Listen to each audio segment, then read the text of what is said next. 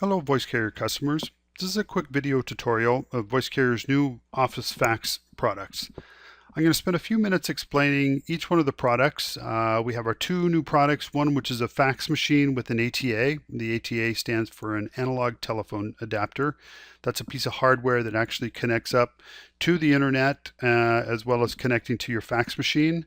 So it is not using the standard kind of protocol you use for voice over IP, but it's using an internet protocol which gives it much better reliability as well as quality in terms of the faxing solution, but allows you to basically keep your fax number and port it into voice carrier's cloud. So I'm going to show you how to properly set that up in terms of the hardware. And then we'll go into the portal and talk about some of the settings within the portal that allow you to either receive a fax both to your fax machine and your email, or only to your email, and so forth. So I'll show you those particular settings in the portal as well. The virtual fax product is the same portal, but it doesn't have some of the ATA information in it as well. It can use to be send a fax. Some of the same functionality in the virtual fax product you can do with the fax machine in the portal as well.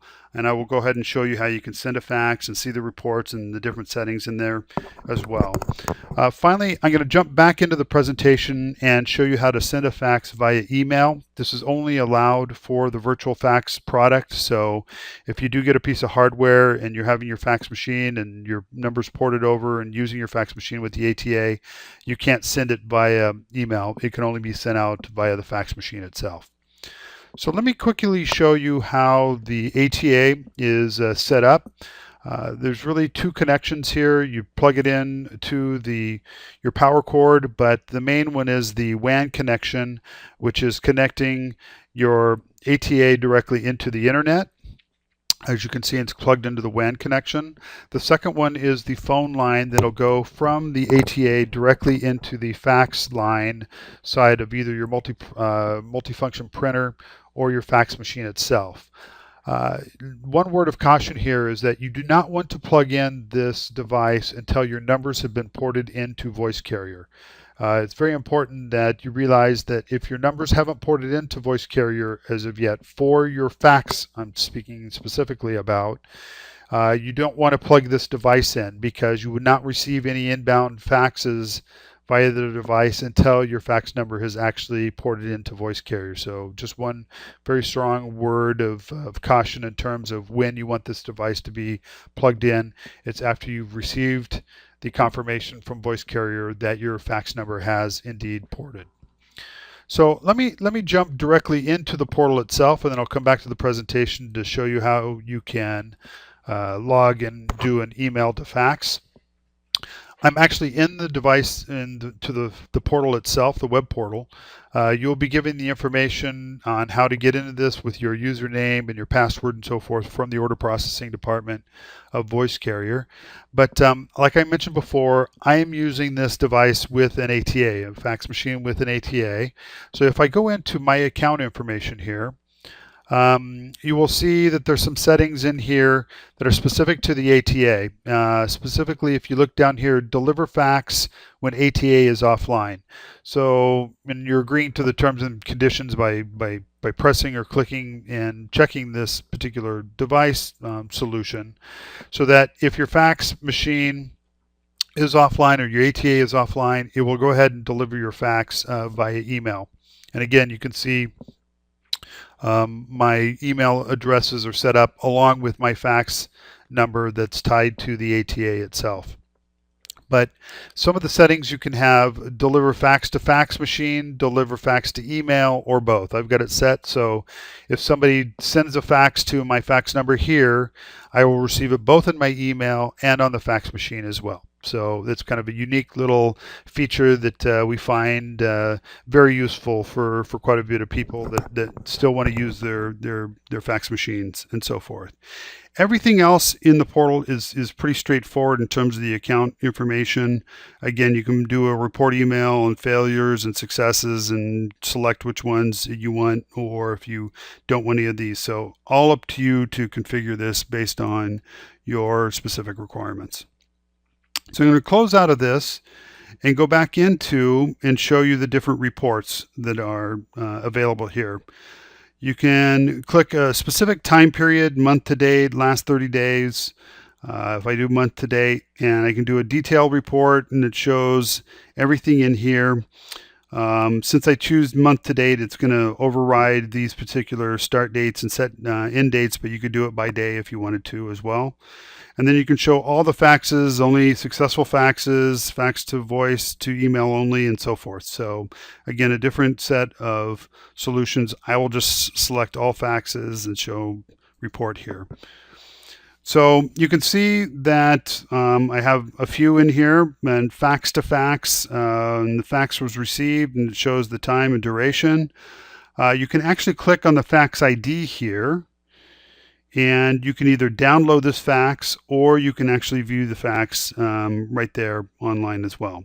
So kind of nifty little solutions that you can zoom in, you can download it, and so forth. So again, you just click on the fax IDs with the successes, and it'll show you that level of information in here as well. So the reports are pretty straightforward. Again, you can show it on my screen, download it in Excel, into Excel zipped and so forth if you're doing a lot of faxing. But I think pretty self-explanatory as well. So if I close out of this and come back to the web to fax. Now this web to fax solution is both for the fax machine with an ATA or your virtual fax. So you can put a name in here, pretty much straightforward, John Doe, fax subject line. As you can see in here, you can send up to 10 fax numbers at one time. So it's up to you to put the subject and everything else. You're going to want to browse, find the file that you want. So if I wanted to send, voice carrier operations, which is toll-free. This basically is the letter of authorization to port your numbers. If I wanted to fax this one to somebody, I could do that as well. So with that, you would put in the fax numbers with a 1 in the area code, plus the area code and number, and send fax now. So really straightforward. Then you could go back into the reports and you could show that it is processing or the status of it in a few minutes later. So all kind of pretty straightforward in terms of the information that you can send via the web to fax portal. Again, pretty straightforward here. I'm going to go ahead and log out, and then I'm going to jump back into our presentation because I want to show you an interesting way that you can set up a voice carrier office fax via email. Now, please note that this is just for the virtual fax solutions. This is not for somebody that is using the fax machine with the ATA. If you come into it, you can set up your email to send to 1 plus the destination number at faxportal.voicecarrier.com. Now the subject line, it gets a little convoluted here, but in the subject line itself, you want to put the recipient name, and then S equals the subject. So if I wanted to put LOA documents, and then U equals the web portal login. So mine was Jeff Jagu, and then the password. So I will show you in the next slide specifically how this is all set up. But if this was my web portal, my password, the fax destination, recipient, subject, and the attachment, I could fill out my email just like this. So again, it has 1 plus the fax number at faxportal.voicecarrier.com, the recipient's name, John Doe, the subject is LOA details, the user is Jeff Jagu, the password is my password, and the attachment, and you can hit send. And from there, you would go ahead and fax out your machine via email, which is a pretty handy little feature. Another little interesting piece is that you could actually, I don't like to save it with the to information because you're changing that obviously every single time to the different fax numbers you want to send it to. But you could put all of this, the subject equals, and then but keep the username and the password and save it as, I can't do it in the PowerPoint here, but save it as an Outlook template. That way you will have that information there ready to roll, and all you're having to fill out is the actual fax number, the recipient's name, and the attachment that you want to fax out. So with that, that's our quick overview today. Thank you for participating and listening, and we hope you found this video tutorial of interest. Thank you very much.